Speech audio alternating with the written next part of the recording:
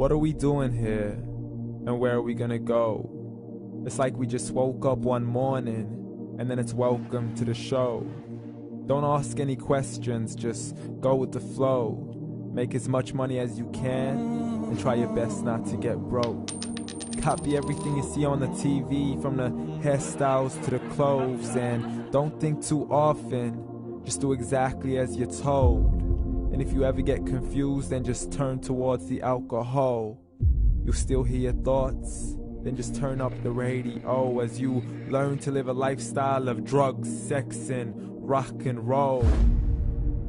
But in all honesty, I just need to know, is there more to the cycle than growing and getting old? Living and dying just to leave behind a happy home and a whole lot of property that somebody else is going to own.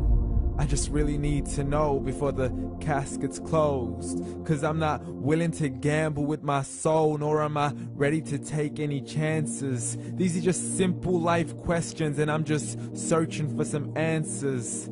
Like, what are we doing here? And what is our purpose? How did we get here, and who made us so perfect? And what happens once we go, or is this world all really worth it? Questions we don't answer because apparently we don't really have to. There's no purpose to this life and our existence is merely natural. Then in that case, please let me ask you, did you create yourself, or was it somebody else who had fashioned you? 'Cause you're a being that's impeccable, faultless and unparalleled. You're a product of supreme intelligence, and I'm merely being rational.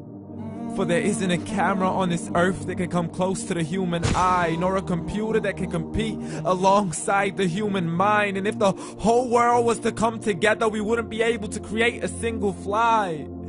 So many signs, yet we still deny. As science tries to justify that all this could come from none, when it's a simple sum. 0 plus 0 plus 0 cannot possibly ever give you 1. So from where did all this order come? For everything has its origins, a maker, a creator of its own. I mean, the only reason you're watching this video is because somebody had to press upload. So we can believe in the Big Bang, but I'd rather believe in He who caused it to explode. Allah, the creator of everything along with every single soul. The ever-living, the master, the only one who is in control. Unlike his creation, beyond our imagination. And no, he's not a man, nor does he have any partners in association. He's on his own. And no, he did not ever leave us alone. Just like every manufacturer, he left us with an instruction manual. The Quran and Islam, and I'm sorry to jump to conclusions, but it's the only one possible. The only definition of God is the one and only supreme being. It's logical, a book with 0 contradictions, with miracles that are both scientific and historical, all revealed over 1400 years ago.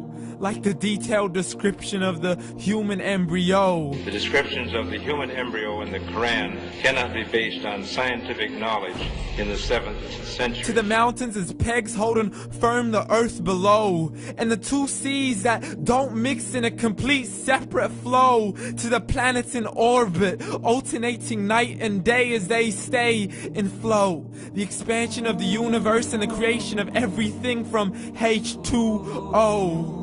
To the stories of the past and the preservation of Pharaoh. To identifying the lowest point in the land where Persia defeated Rome. The gushing fluid that created man in the glands between the ribs and the backbone. And not a word has changed, it's still the same. So please explain how all this was known over 1400 years ago.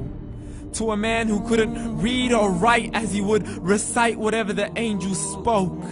And if you still don't believe, please try to come up with something that's even close.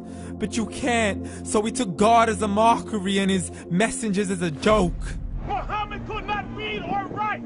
How somebody who can't read or write gonna start a religion? Dismissed his scriptures as legends and tales of the ancient folk as we live life according to our whims, desires, and hopes. saying this life is the only home we will ever know. We will live then die, then simply turn to bones. YOLO! Correction, after the grass dies, the rain arrives and it regrows, and Allah promises to do the same thing to your very soul and bring you back from your very fingertips to your toes, as the all-seeing supreme being watches us so close, and we are surely being tested in our wealth, our health, and our self, and everything that we've been blessed with. So believe, for we will surely be resurrected and be brought back to our Lord and account for every single deed, as He hands us our books and orders us to read. From the bad to the good and everything in between. You yourself are sufficient for your own accountability, so don't be mad at me. You are the one who thought He wouldn't come back to me. I gave you a whole life long to search after me, but you were busy in all that which was temporary. So read, and glad tidings to all those who believed. And if you disbelieve, read. And don't let that day be the first day you find out what your life really means. Read.